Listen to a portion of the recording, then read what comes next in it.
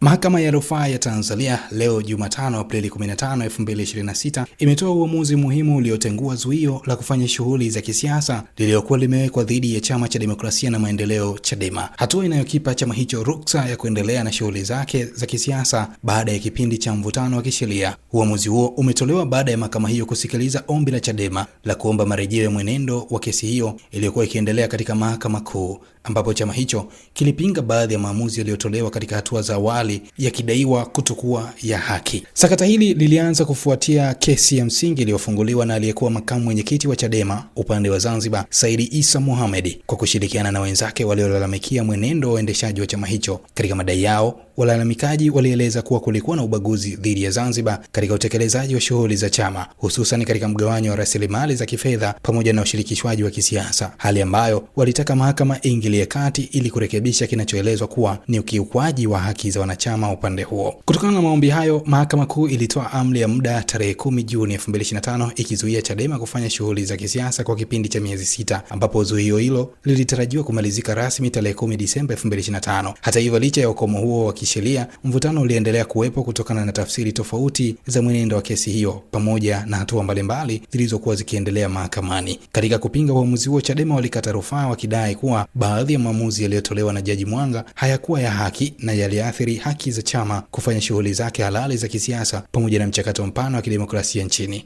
Hoja hizo zilizingatiwa na Mahakama ya Rufaa ambayo baada ya kupitia nyaraka na hoja za pande zote imeamua kutengua zuio hilo na kuruhusu chama hicho kuendelea na shughuli zake wakati taratibu nyingine za kisheria zikiendelea. Mwanasheria mkuu wa Chadema Dr. Lugemeleza Nshala amesema taarifa zaidi kuhusu hatua hiyo itatolewa. Endelea kubakia hapa hapa Lushori TV kwa ajili ya taarifa zaidi. Mimi ni Justin Kosan.